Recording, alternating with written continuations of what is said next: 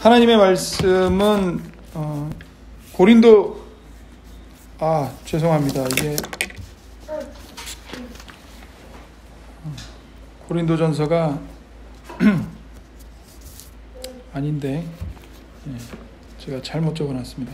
로마서 3장 21절부터 25절입니다. 주보에는 잘못 나왔습니다. 로마서 3장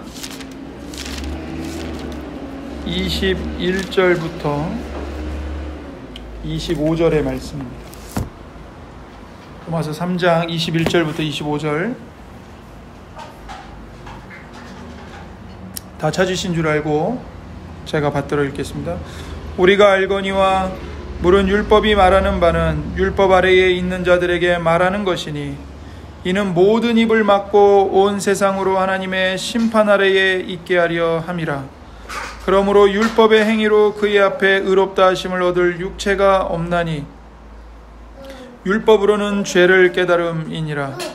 이제는 율법 외에 하나님의 한 의가 나타났으니 율법과 선지자들에게 증거를 받은 것이라. 곧 예수 그리스도를 믿음으로 말미암아 모든 믿는 자에게 미치는 하나님의 의니 차별이 없느니라. 모든 사람이 죄를 범하였음에 하나님의 영광에 이르지 못하더니 그리스도 예수 안에 있는 속량으로 말미암아 하나님의 은혜로 값없이 의롭다 하심을 얻은 자 되었느니라.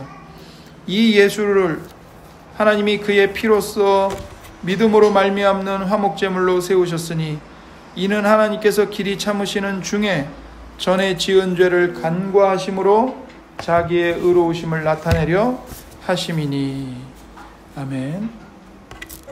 주보에 있는 하이델베르크 교리문답 제59문부터 61문까지 함께 읽겠습니다. 제59문. 당신이 이 모든 것을 믿으면 당신에게 무슨 유익이 있습니까? 답. 그리스도 안에서 나는 하나님과 바른 관계에 있고 영생의 상속자가 됩니다. 제60문. 어떻게 하여야 하나님 앞에서 의로워질 수 있습니까? 답. 예수 그리스도에 대한 참된 신앙을 통해서만 가능합니다. 비록 내 양심이 내가 하나님의 모든 계명을 범하였고 그 계명 중 어느 하나도 온전히 지키지 못했으며 아직도 죄로 향하는 성향을 지니고 있다고 고소할지라도 이렇게 무가치한 나를 다만 순전한 은혜로서 마치 내가 죄를 한 번도 짓지 않은 것처럼 또 죄인이 아니 어떤 것처럼 또한 그리스도께서 나를 위하여 순종하신 것을 내가 순종한 것처럼 대하시며 하나님께서는 내게는 아무런 공로가 없는데도 다만 은혜로 그리스도의 온전한 만족과 의와 거룩함을 내게 선물로 주시고 내 것으로 여겨 주십니다. 단지 내가 해야 하는 것이라고는 선물을 믿는 마음으로 받는 것 뿐입니다. 제61문. 왜 당신은 믿음으로만 의로워질 수 있다고 말합니까? 답. 나의 믿음이 무슨 가치가 있어서 하나님께서 나를 받아주시는 것이 아닙니다. 오직 그리스도의 속죄와 의와 거룩만이 하나님 앞에 나의 의가 될 뿐입니다. 나는 그저 믿음으로 이를 받아들여 내 것으로 삼을 뿐입니다. 아멘. 자, 이제 59문에서는 이제 믿음의 유익에 관해서 이제 우리에게 질문하고 답을 합니다. 그래서 59문이 당신이 이 모든 것을 믿으면 당신에게 무슨 유익이 있습니까? 이렇게 물어보죠. 이 모든 것은 뭘까요? 앞에 나왔던 사도신경의 모든 내용.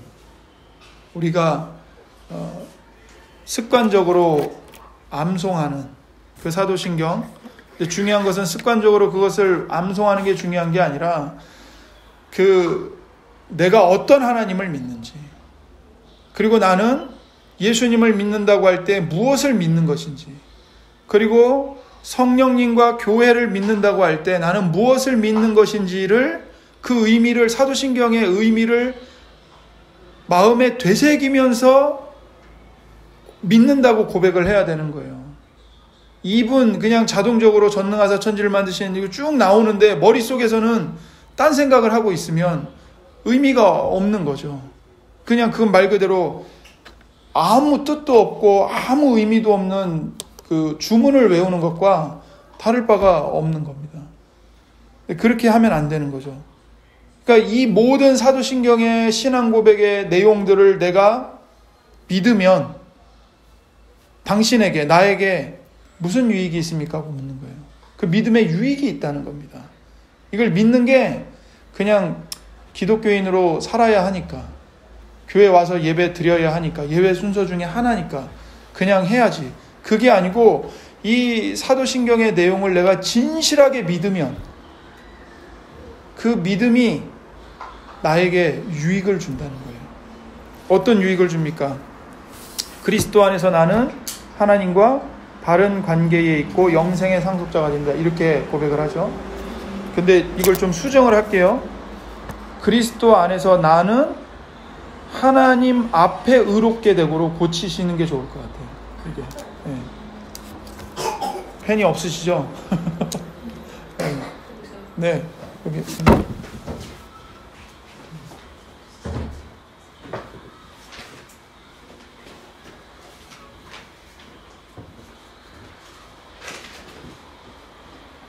나는 하나님 앞에 의롭게 되고 이렇게 고치시는 거예요.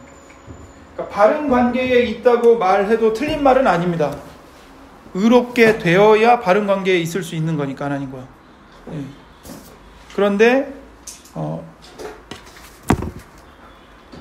더 이게 정확한 표현은 하나님 앞에 의롭게 되고입니다. 네. 그래서 여기서 이제 내가 이 모든 사도신경의 내용을 믿으면 나에게 무슨 유익이 주어지는가? 그리스도 안에서 내가 하나님 앞에 의롭다는 인정을 받을 수 있다는 거예요. 그리고 영생의 상속자가 된다는 겁니다.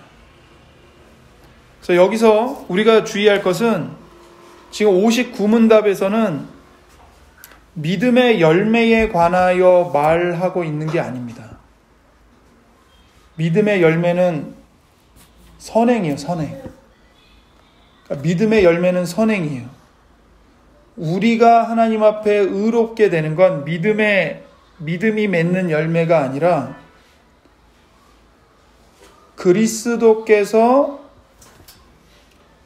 이루신 구속사역, 하나님께서 그리스도 안에서 이루신 구속사역의 열매인 거죠. 그게 하나님 앞에 내가 의롭다는 인정을 받게 되는 거예요. 네. 그래서 예수님의 십자가의 열매가 뭐냐?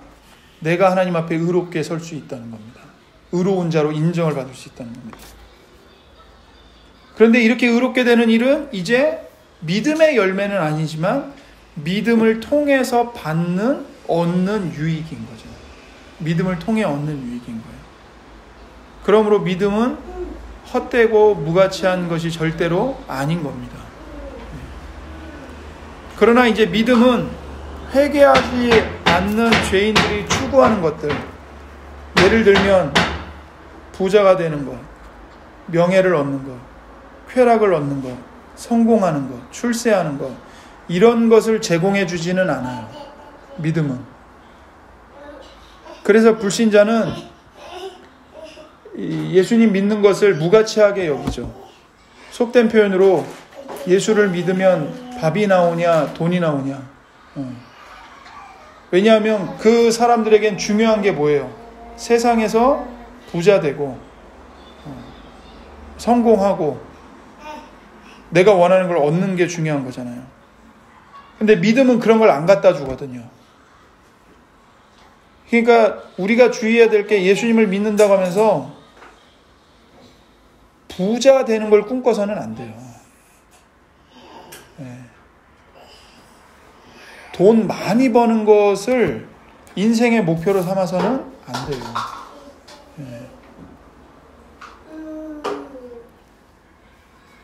네. 불신자는 어찌됐건 믿음을 아무것도 아닌 것으로 여기고 하나님을 섬기는 것이 무익하다고 말합니다. 하지만 그것은 사실이 아니에요. 믿음은 풍성한 유익을 가져다 줍니다. 그게 뭐냐면 그리스도 안에서 내가 하나님 앞에 의롭게 서게 된다는 거예요. 의인으로 인정받게 된다는 거죠. 그리고 영원한 생명의 상속자가 된다는 사실입니다. 그래서 하나님 앞에서 우리가 의롭게 된다는 것은 하나님께서 우리를 의롭다고 인정해 주시는 겁니다. 그리고 의인으로 간주하여 바라봐 주시는 거예요, 우리를.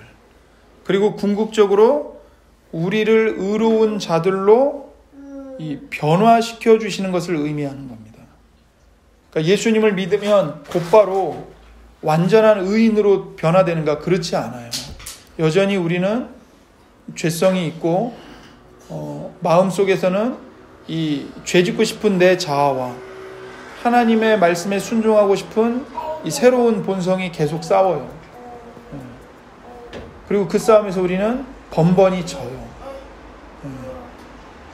그러니까 우리가 하나님, 예수님을 믿어서 의인이 된다고 해서 아무 죄도 짓지 않는 완전한 의인으로 딱 서게 되는 게 아니에요. 하지만 하나님은 우리의 죄가 있고 허물이 있음에도 불구하고 우리를 의인으로 인정해 주시고 의롭다고 봐주신다는 거죠. 선언해 주신다는 거죠. 그리고 그것이 끝이 아니라 이제 실제적으로 예수님의 의로운 성품을, 예수님의 의로운 행실을, 예수님의 의로운 마음을 우리가 닮아가도록 계속해서 격려하시고 훈계하시고 때로는 책망도 하시고 위로도 하시고 하는 거예요. 그렇게 해서 하나님은 이제 우리에게 죄가 없다는 무죄 판결을 내리시고 모든 죄에 대한 책임, 죄를 지은 자로서 받아야 되는 형벌에서도 이제 해방해 주시는 겁니다.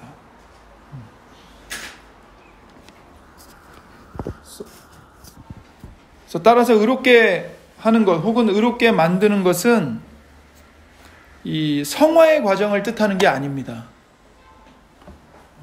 악을 선으로 바꾸고 굽은 것을 곧게 만드는 성화의 과정을 말하는 것이 아니에요.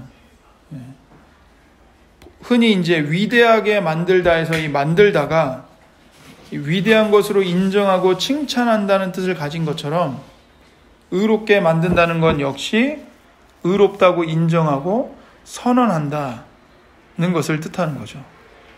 그래서 의롭게 된다는 말은 저주한다거나 정죄한다는 말과는 대조가 되는 겁니다. 잠언 17장 15절을 가보겠습니다. 잠언 17장 15절.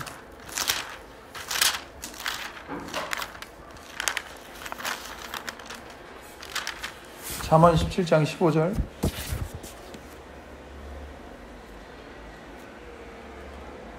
악인을 의롭다 하고 의인을 악하다 하는 이 두 사람은 다 여호와께 미움을 받느니라, 이렇게 말씀하죠.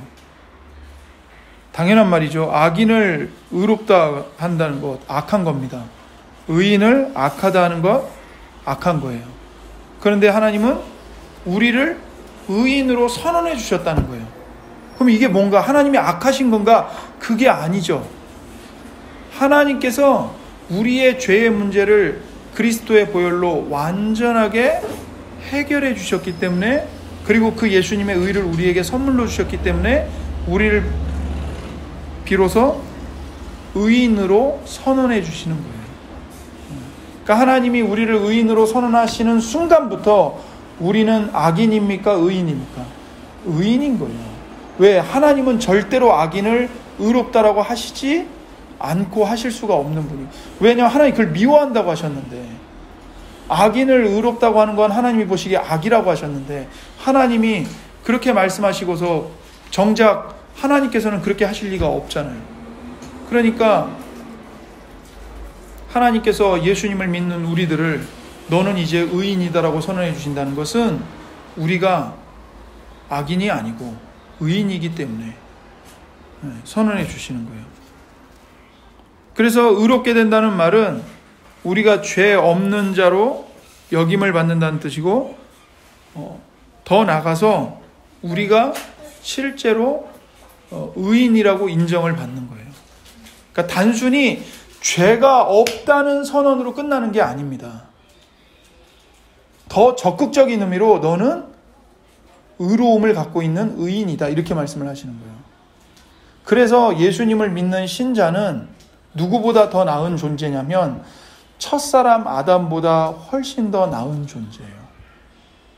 우리는 죄짓기 이전에 첫사람 아담을 그 아담이 우리 성도보다 더 나은 상태라고 생각하잖아요. 그렇지 않아요.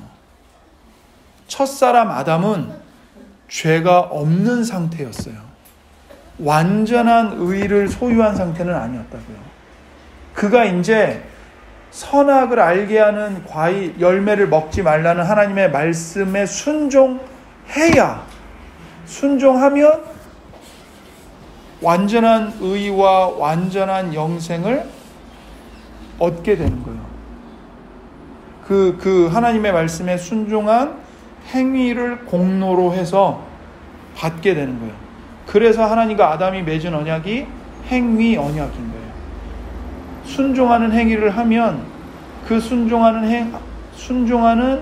행위가 공로가 돼가지고 대가가 돼서 하나님이 아담에게 완전한 의와 영생을 주시는 거예요.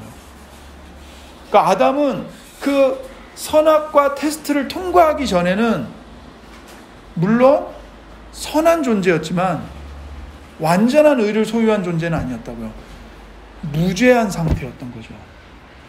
그런데 예수님을 믿어서 예수님의 의를 선물로 전가받은 신자는요, 아담보다 훨씬 나은 상태인 거예요. 왜냐하면 무죄한 상태가 아니고 예수님의 의를 선물로 받아서 그 예수님의 의 때문에 하나님 앞에서 너는 의인이라고 선언된 상태거든요. 그러니까 예수님의 의를 내가 소유하고 있는 상태이기 때문에 이 땅에서 신자는 첫사람 아담보다 훨씬 더 나은 상태인 거예요. 네.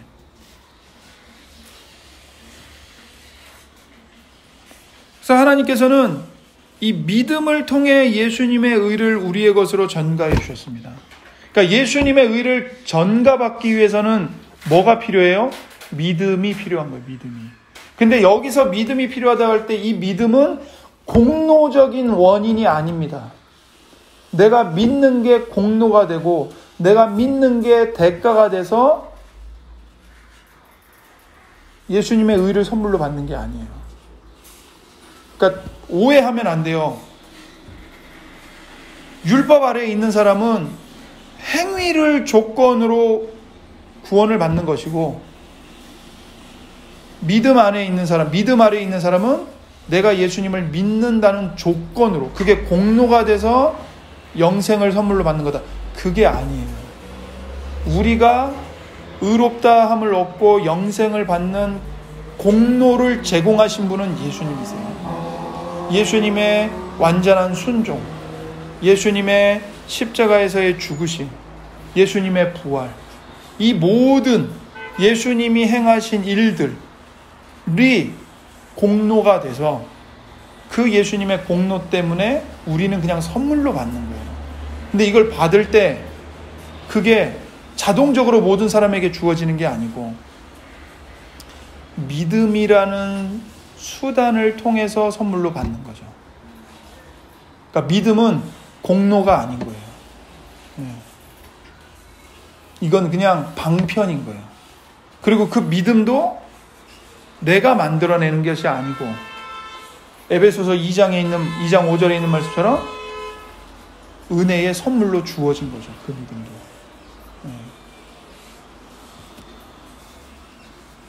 그래서 루터가 그랬나? 믿음은 뭐냐? 왕이 거지인 우리에게 베푸는 자선을 받는 손이라고 얘기했어요. 손이라고. 그러니까 왕이 우리에게 자선을 베풀어줘요. 그걸 받아야 될 거 아니에요. 뭘로 받아요? 손으로 받죠. 손으로. 근데 보세요. 내가 이것을 손으로 받았다고 해서 내 손이 왕의 호의와 자선을 받을 만한 공로를 지불했다고 말할 수 있나요? 없죠. 내가 한 거는 손을 내민 것밖에 없어요. 그 왕이 나에게 선물을 베풀어 주신 건 순전히 왕의 주권이고 왕의 은혜인 거죠.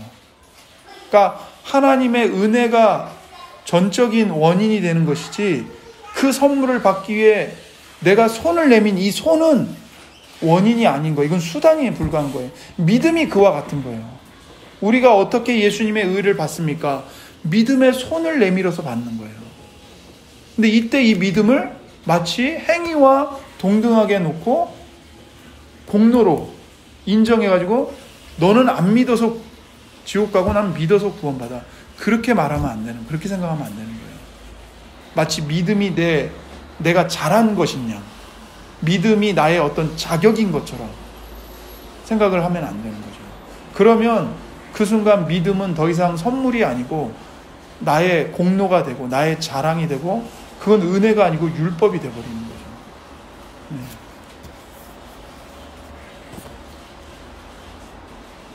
그래서 믿음의 유익이 뭐냐 이거예요. 예수님의 의를 우리의 것으로 받는다는 거예요. 전가받는다.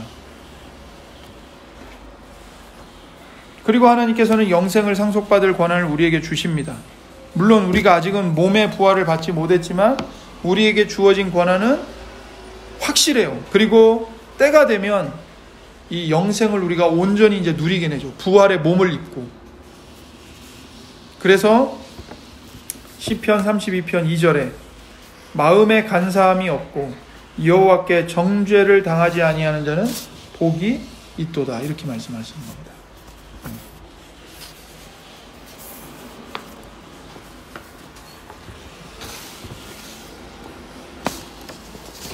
그래서 중요한 것은 믿음까지 우리에게 선물로 주시고, 그 믿음은 우리에게 예수님의 의와 영원한 생명을 상속받을 수 있도록 전해준다는 겁니다.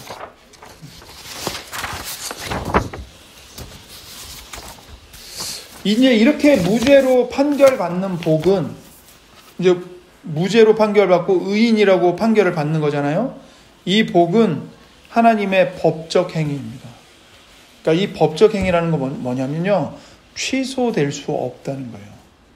한번 법정에서 무죄가 선고되면 그 번복할 수 없어요. 다른 죄목을 갖고 오지 않는 이상 그 죄에 대해서만큼은 그러니까 절대 취소할 수 없는 확고한 선언인 거죠.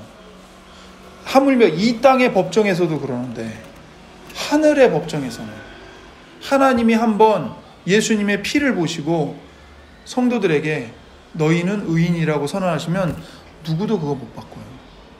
마귀가 어떤 죄목을 갖고 와도, 어떤 우리의 어떤 그 흉악함, 더러움, 어떤 혐오스러움을 갖고 와서 하나님께 고소를 해도 그 하나님의 법정적인 선언을 바꿀 수가 없어요. 그리고 이제 이 법정을 우리가 한번 떠올려 봅시다. 이게 이제 이 교리문답 60문에서 이 복을 이렇게 표현하는 방식이 이제 법정의 이미지인 거예요. 자, 성경 전체는 이렇게 말합니다. 시온이 의로 말미암아 구속된다. 그 의가 구원한다, 이렇게 말해요. 그래서 판사는 하나님이세요. 피고는 죄인인 우리입니다. 원고는 누구일까요? 마귀와 우리 안에서 작동하고 있었던 양심이에요. 변호인은 누구실까요, 그러면?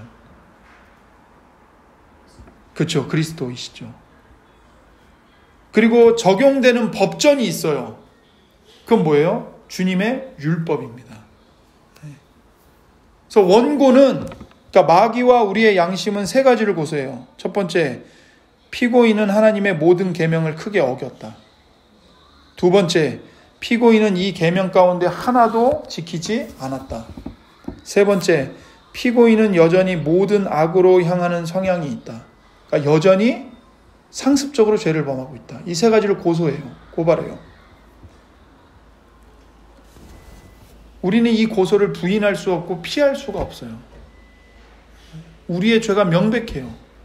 우리는 극형을 받아야만 해요. 그런데 이런 상황에서 이제 변호인이 등장하는 거예요. 그리스도께서 등장하시는 거죠. 그리고 이 세 가지 고소에 맞서서 다음에 세 가지로 변호합니다. 첫 번째, 내가 피고인을 대신하여 모든 형벌을 받았습니다. 그러니까 피고인은 하나님의 모든 계명을 크게 어겼다라는 원고의 고소에 그리스도께서는 내가 피고인을 대신하여 모든 형벌을 받았다 선언해요. 그리고 피고인은 이 계명 가운데 단 하나도 지키지 않았다는 이 소송에 그리스도는 내가 피고인을 대신하여 모든 계명을 완전히 지켰다라고 변호하십니다. 실제로 예수님이 갓난아기로 태어난 순간부터 십자가에서 피 흘려 죽으실 때까지 그분은 모든 율법을 다 지키셨어요. 하나도 빼놓지 않고. 세 번째, 피고인은 여전히 모든 악으로 향하는 성향이 있다. 상습범이다. 라는 그 고소에 예수님은 이렇게 답합니다. 내가 피고인의 악에 맞서서 나의 거룩함을 두어서 그 악을 덮고 있다.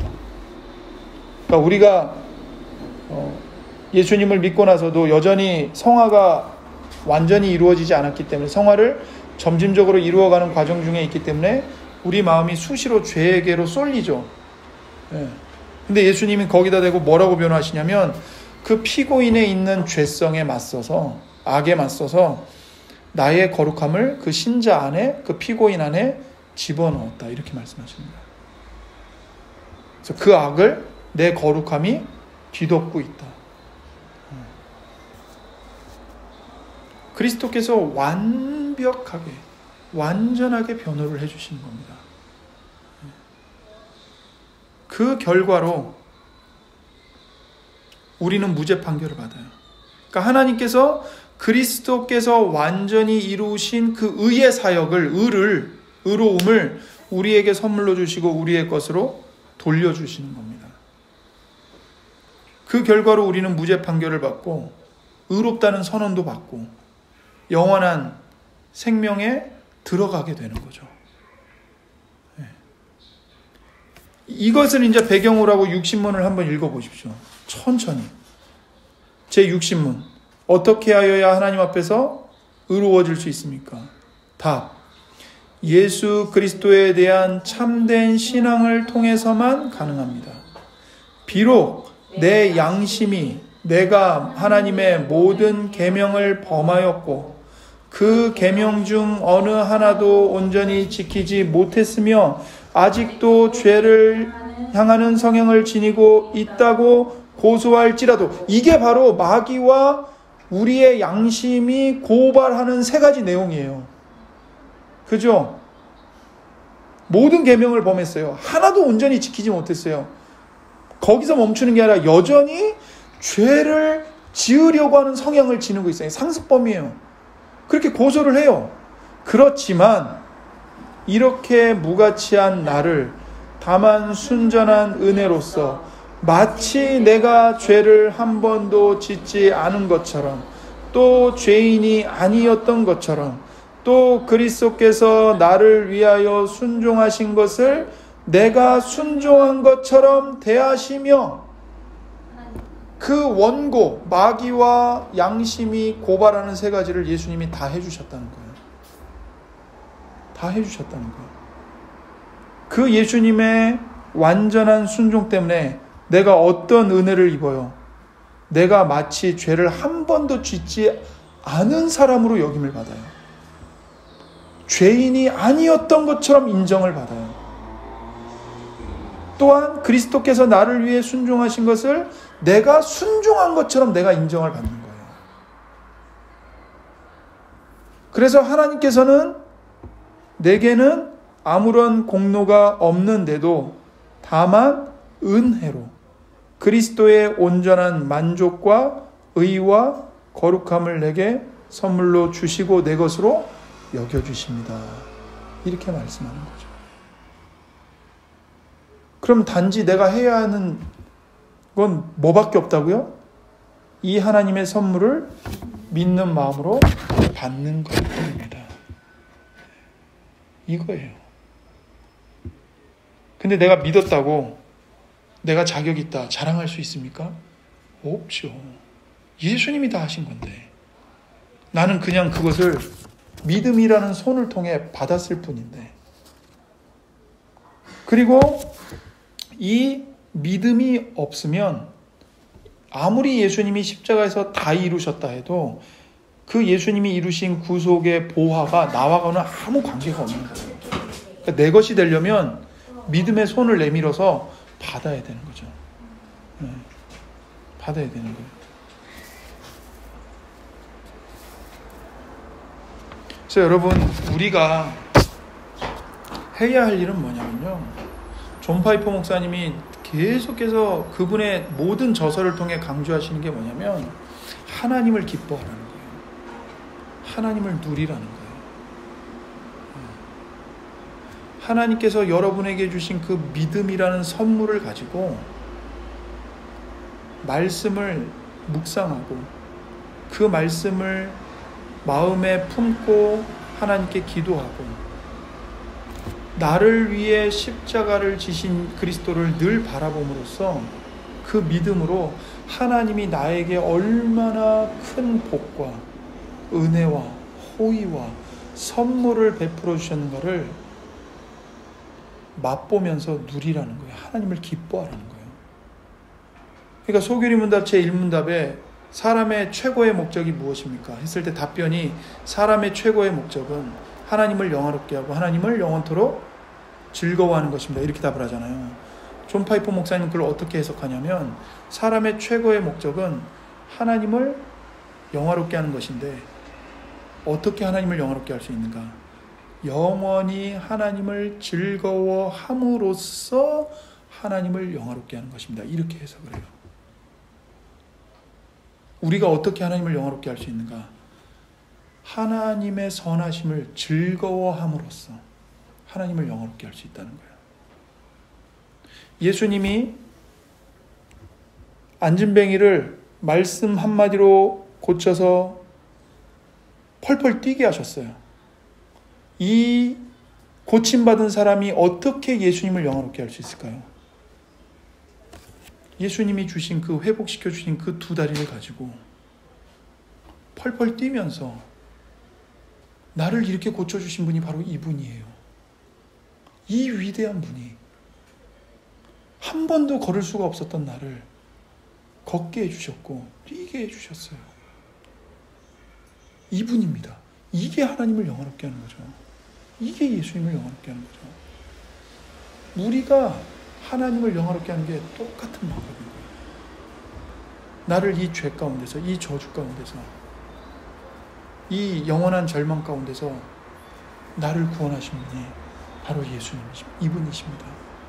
이 예수님을 보내주신 분이 바로 하나님 아버지 이분이십니다. 그 예수님과 하나님이 주신 생명으로 살면서 힘있게 살면서 하나님께 영광을 돌리고 하나님을 자랑하고 하나님을 기뻐하고 하나님을 즐거워하는 것. 이게 하나님을 영화롭게 하는 거예요. 이게 없이 억지로 종처럼 끌려와가지고 마음에서는 온갖 불만이 솟구치는데 입은 이만큼 나갔고 앉아서 예배 드린다고 앉아있는데 그 마음에 하나님을 향한 경외감은 하나도 없고 언제 끝나나? 왜 이렇게 기나? 저 목사는 또 왜 이렇게 소리를 지르나? 그게 하나님을 영화롭게 하는 것이겠어요? 그거는 예배 자리에 와가지고 하나님을 모독하는 거예요. 모독하는 거예요. 여러분, 엘리자베스 여왕이 죽고 장례를 하는데 그러니까 얼마나 뭐냐면 저는 그걸 보지 못했지만 보신 목사님이 뭐라고 하냐면 다 알아들을 수 없는데 이 메저스티라는 말을 엄청나게 반복해서 사용한대요. 이 메저스티가 뭐냐면 이제 장엄한 폐하, 여왕 폐하 이런 뜻인 것 같아요. 근데 이 메저스티가 원래는 성경에서 하나님을 가리킬 때 쓰는 표현이에요. 그런데 한낱 인간이 죽은 그 장례식장에 가서 그 장엄하고 웅장한 그 장례식장에서 하지 말아야 할 짓을 하고 있다고 생각해 보세요. 시끄럽게 떠들고 있고, 그 고인에 대한 모독이죠. 그것도 심각한 문제인데 하물며 살아계신 하나님의 존전에 와가지고 예배를 드린답시고 기쁜 마음 하나도 없고 분노와 원망만 가득하고 졸고 앉아있고 하나님께 아무 관심도 없고 전화기만 들여다보고 있고, 아, 예배 끝나고 뭐 먹지? 예배 끝나고 뭐 하지? 빨리 가서 놀아야 되는데, 자야 되는데, 이러고 있으면 이건 정말 하나님을 모독하는 거예요. 근데 정반대로 예배 때 끌려온 게 아니라 정말 하나님을 사모하고 기쁨으로 와서 하나님의 은혜입니다. 하나님이 다 하셨습니다. 나를 이렇게 구원해 주신 분은 하나님이십니다. 하나님 최고입니다. 내 인생의 최고는 하나님입니다. 내 인생의 최고의 재산은 하나님입니다. 내 인생의 말로 표현할 수 없는 내 인생의 무한한 가치와 의미는 하나님 한 분밖에 없습니다. 그것을 찬송과 기도로 말씀을 귀 기울여 듣는 모습으로 하나님께 올려드린다면 그거야말로 하나님을 영화롭게 하는 거죠. 하나님이 우리에게 무슨 1,000억을 갖고 와라, 뭘 갖고 와라, 뭘 해내라, 이걸 원하시는 게 아니에요. 하나님은 한량없이 은혜를 베풀어 주시고 우리는 그 은혜를 받아 누리는 것, 그걸 통해 하나님을 기뻐하고 즐거워하는 것, 그것이 하나님을 영화롭게 하는 것이고 하나님이 우리에게 그걸 요구하세요. 그러니까 여기 있는 문답대로 단지 내가 해야만 하는 것이라고는 이 하나님의 선물을 믿는 마음으로 받는 것뿐입니다. 하나님이 그걸 원하세요. 그게 하나님을 영화롭게 하는 거예요.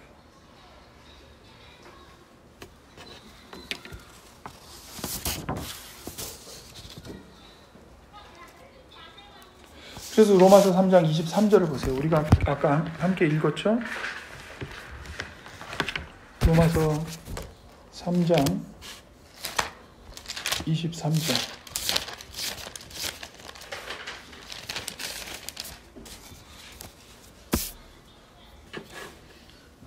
로마서 3장 23절 함께 읽겠습니다. 모든 사람이 죄를 범하였음에 하나님의 영광에 이르지 못하더니 그리스도 예수 안에 있는 속량으로 말미암아 하나님의 은혜로 값없이 의롭다 하심을 얻은 자 되었느니라.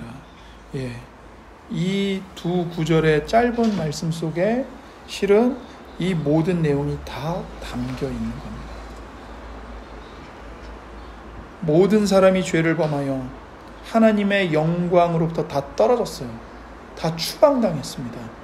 아담이 에덴 동산에서 추방당한 것처럼 다 하나님의 영광에서 추방을 당해버렸어요. 그런데 그리스도 예수 안에 있는 속량으로 십자가에서 피 흘려 죽으심으로 우리의 모든 죄값을 갚아주심으로써 그렇게 우리를 죄에서 해방시켜 주시는 그 속량으로 말미암아 하나님의 은혜로 값없이 의롭다 하심을 얻은 자 된 겁니다. 값없이요, 값없이. 내가 값을 지불한 적이 없어요. 하나님이 우리에게 그 값을 가져오라고 요구하신 적이 없어요. 내 아들이 다 이루었다. 너는 그냥 이것을 믿음의 손으로 받기만 하면 돼. 그러니 은혜인 거죠. 그래서 로마서 4장 5절을 보세요. 4장 5절 함께 읽겠습니다. 이를 아니할지라도 경건하지 아니한 자를 의롭다 하시는 이를 믿는 자에게는 그의 믿음을 의로 여기시나니. 구원받을 만한 일을 한 적이 없어요. 경건한 일을 한 적이 없어요. 근데 경건하지 아니한 사람을 하나님이 의롭다 선언해 주세요. 그 분을 믿는 자에게는 뭘 주십니까? 믿음을 통해 의를 선물로 주신다는 겁니다. 이 믿음을 의로 여기신단 말이 이 말을 오해해서 봐봐. 믿음이 공로가 돼서 의로 인정을 받는다는 거라니까 그런 뜻이 아니에요. 그래서 여기서 믿음을 할 때 이 믿음은 수단이에요, 수단. 믿음을 통해서 의로 전가받아서 하나님이 우리에게 선물로 주어진 예수님의 의를 보시고 너는 의인이다라고 여겨주신다는 거죠.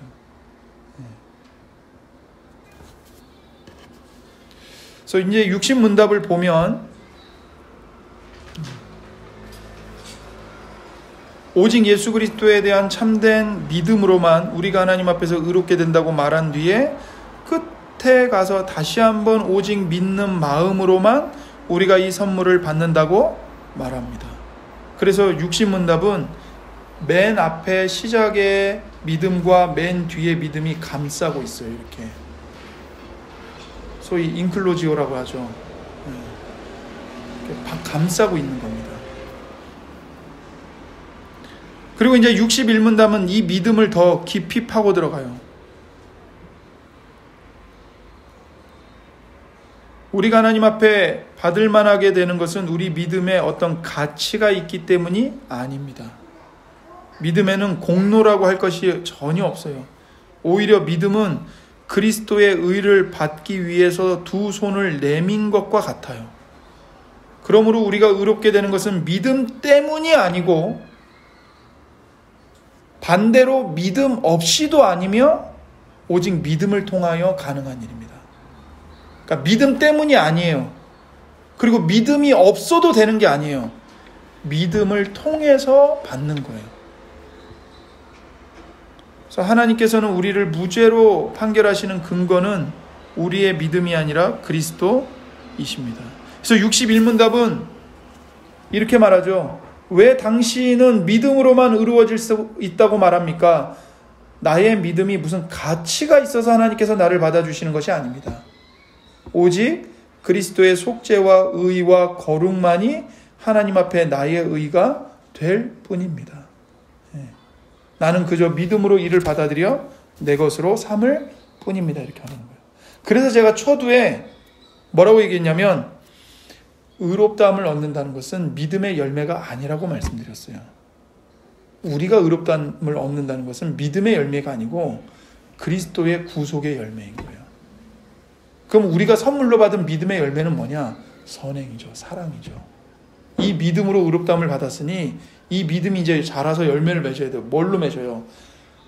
이웃에 대한 사랑으로, 성도에 대한 사랑으로.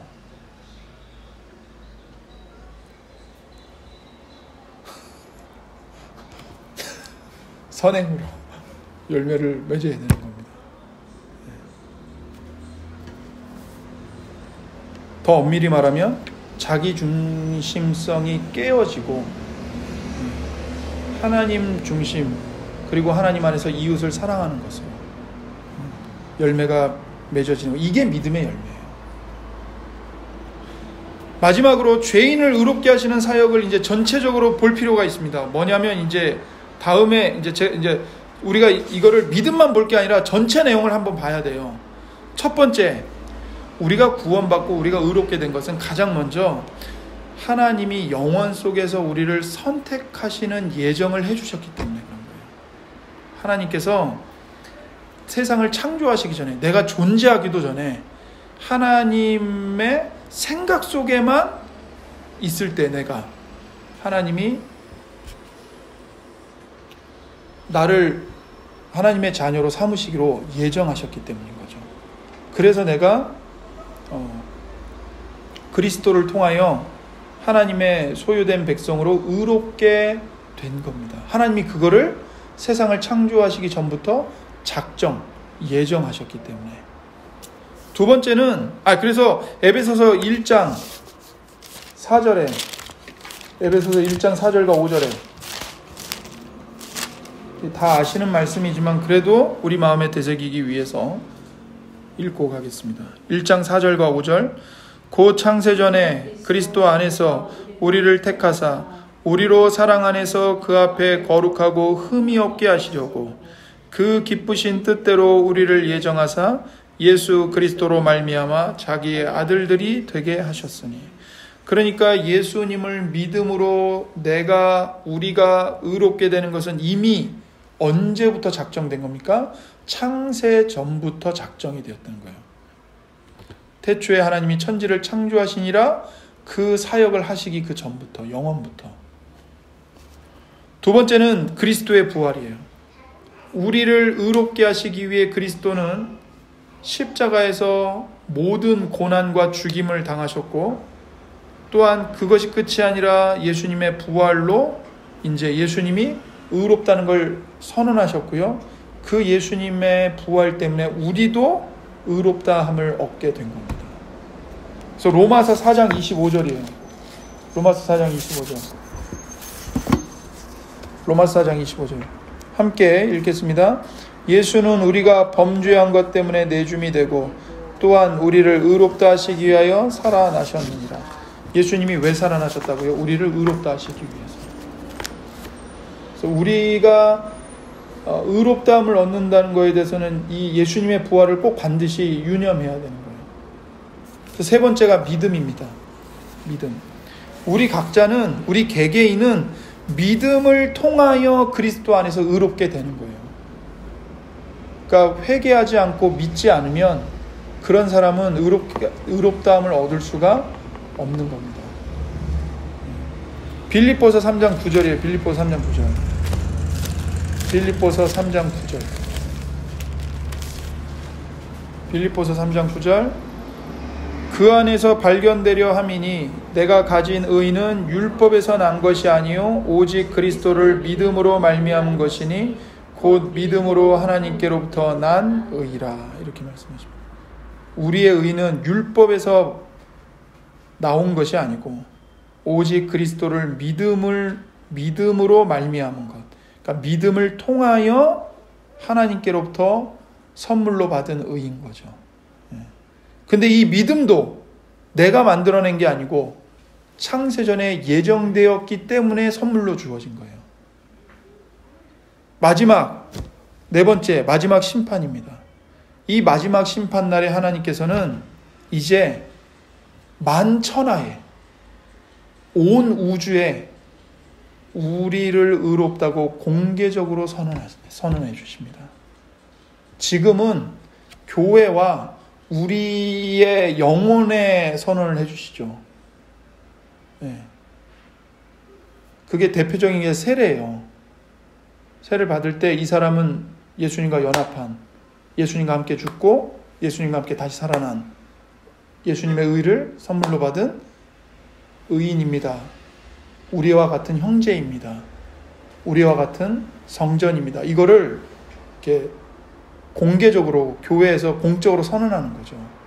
그러니까 우리가 세례를 받은 그때가 그런 순간이었다고요. 근데 이것이 이제 마지막 심판날에 가서는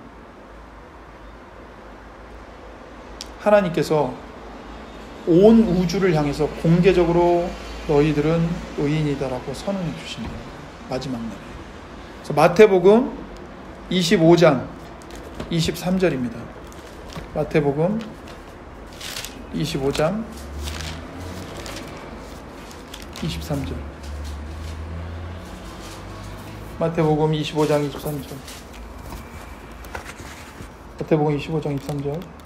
그 주인이 이르되 잘하였도다 착하고 충성된 종아 내가 적은 일에 충성하였음에 내가 많은 것을 내게 맡기리니 내 주인의 즐거움에 참여할지어다 하고. 주인이 와서 종들이 그 이루어 놓은 것을 이렇게 회개하잖아요. 결산하잖아요. 마지막 날에 주님이 이렇게 하시는 거예요. 와서 우리를 다 불러 모아놓고 착하고 충성된 종들아 잘 견디었고 잘 인내했다. 너희들이 세상의 고난 속에서도 끝까지 신실하게 믿음을 지켰구나. 네가 작은 것에 충성했으니 나와 함께 영원한 즐거움에 참여하자. 선언해 주시는 거죠. 그러니까 여러분 여기 착하고 충성된 말이 나오고 적은 일에 충성하였다고 나오죠. 충성이라는 말이 2번이나 반복되는데 우리는 이거 그러니까 그만큼 이 땅에서 예수님을 믿고 예수님을 섬기며 따라가는 것은 쉬운 일이 아닙니다. 날마다 꽃길만 걷고 날마다 이 마음속에서 콧노래만 나오고 그러지 않아요. 힘든 일입니다.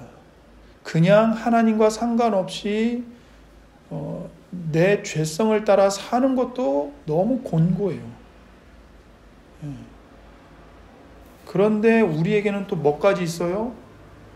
구원은 받았으나 내 안에 있는 이 죄성, 죄짓기를 좋아하는 나의 이 완악한 자아가 있어서 끊임없이 그 자아와 충돌해야 되고 그 자아를 부인해야 되고 이 고통이 있어요. 이게 쉬운 일이 아니죠. 그러니까 충성이 요구되는 거예요. 그러니까 인내가 요구되는 거예요. 그러니까 견디는 게 요구가 되는 거예요.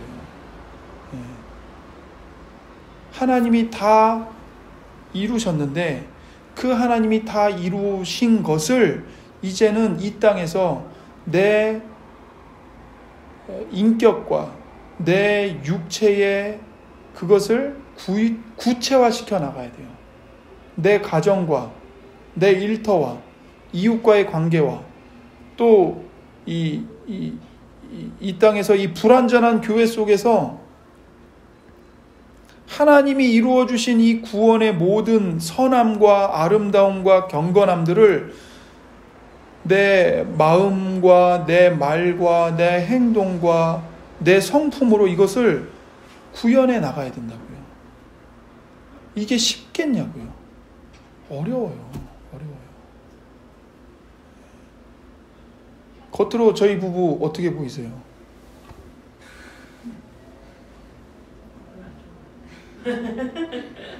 별로 안 좋게 봤다면 정말 정확하게 보신 거예요. 매일 싸워요.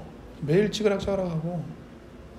처음에는 내가 결혼을 잘못했나? 근데 말씀의 빛을 비춤받아서 보니까 그게 아니고 오히려 결혼을 제대로 한 거예요. 그럼 왜 이렇게 서로 안 맞고 다투고 토라지고 원수처럼 살고 왜 이러는 겁니까?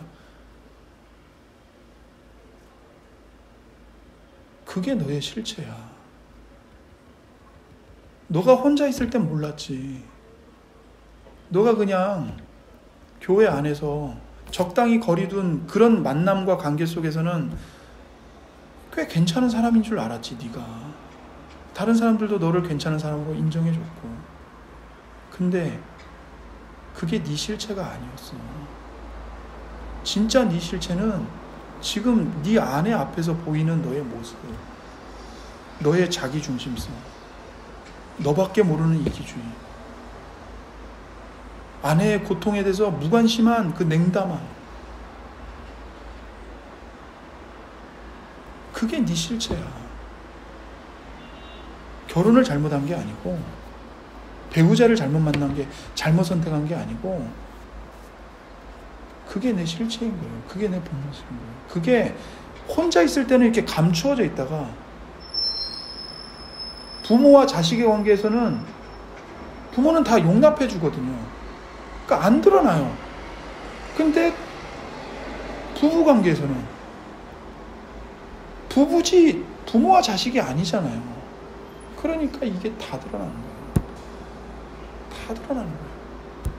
내가 얼마나 이기적인 인간인지, 내가 얼마나 나밖에 모르는 인간인지. 설교단에서는 그렇게 아름다운 말을 해놓고 뒤에 가서는 그게 내 실체인 거니까. 배우자를 잘못 선택한 게 아니고 하나님이 뭘 하시겠다는 거예요. 그런 부부관계, 절대로 이혼할 수 없는 그 부부관계 속에서 내가 너 다듬어내고 말 거야. 내가 너 깎아내고 말 거야. 내가 너 연단해내고 말 거야. 네 너의 그 못된 자아가 이기는지 내가 이기는지, 너의 인생을 통해서 내가 싸울 거고 너를 포기하지 않을 것이며 너를 다듬어 갈 거야. 그 말씀을 하시는 거야, 하나님이 지금. 그러니까 고난이 있어요. 내가 깨져야 되는데 이 깨어지는 게 고통이에요. 깨어지지 않아서 죄된 자아가 펄펄 살아있는 것도 고통이에요. 그것 때문에 지금 가정과 부부관계가 깨질 판이거든요. 그것도 고통이에요. 그러니까 하나님이 말씀하시는 거예요. 그 모든 싸움을 다 싸우고, 때로는 넘어져서 뒹굴다가, 때로는 하나님의 말씀을 붙잡고 잘 일어나서 버티다가 또 다시 넘어져서 뒹굴다가, 그 지난한 인생의 싸움을 다 싸우고 나서 주님 앞에 섰을 때 나는 여전히 죄인이고, 나는 여전히 변화되지 않았고, 나는 성화를 온전히 이루지 못했음에도 불구하고 하나님이, 주님이 잘했다, 잘했다, 그래도 네가 충성하려고 몸부림쳤구나, 인정해 주시는 거예요. 내가 잘해서가 아니고 은혜로 인정해 주시는 거예요. 그것을 선언해 주시는 거예요. 그러니까 이 땅에서 충성하는 고통을 감내해야 돼요. 깎이는 고통을 감내해야 돼요. 부부관계에서만이 아니고 그냥 한 인생으로 인생의 무거운 짐을 짊어지고서 허덕이며 저 약속하신 하늘의 도성을 향해 걸어가는 그리스도인으로서의 그 순례의 길을 걸어가는 것, 그 자체가 고통이 있는 거죠. 그런데 그 가운데서 나만 있으면 포기할 수밖에 없고 좌절할 수밖에 없고 다 끝장낼 수밖에 없어요. 자기 자신을 파괴할 수밖에 없어요. 그런데 하나님이 그렇게 두시지 않습니다. 성령님이 계시고 또 예수님이 계세요. 예수님도 변호인으로 계시고 성령님도 우리 안에서 변호인으로 계세요.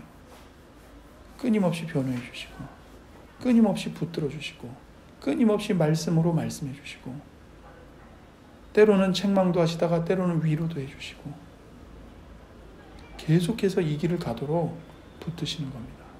그래서 내가 충성하기 전에 누가 먼저 충성하시냐면 예수님이 먼저 충성하시는 거예요. 예수님이 먼저 나를 붙드시는 그 충성을 행하시기 때문에 내가 비로소 충성하면서 이 길을 걸어갈 수 있는 겁니다. 기도하겠습니다. 하나님 아버지, 감사합니다. 우리는 연약하고 우리는 여전히 자기중심적이며 우리는 여전히 교만한 죄인들입니다.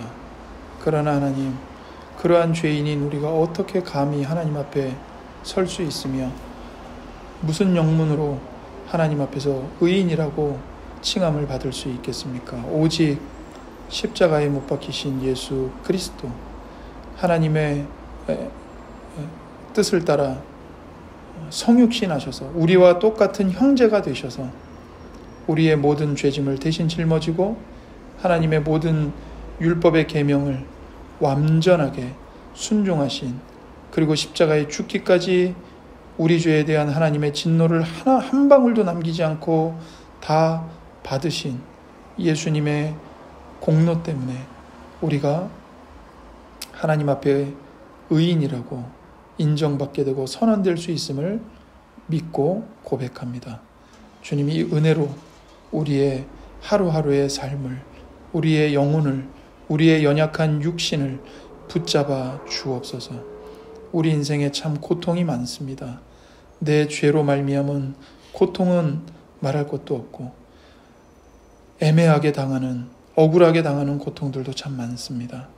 하나님, 그러나 그 모든 고통이 저주가 아니요, 우리 안에 예수님의 인격과 성품과 형상을 만들어 가시는, 우리의 안에 있는 죄성을 죽이시는 하나님의 치열한 싸움이요, 하나님의 치열한 충성됨임을 우리가 말씀을 통해 확인하게 하여 주옵소서. 하나님이 충성스럽게 우리를 붙잡아 주시기 때문에 우리가 오늘도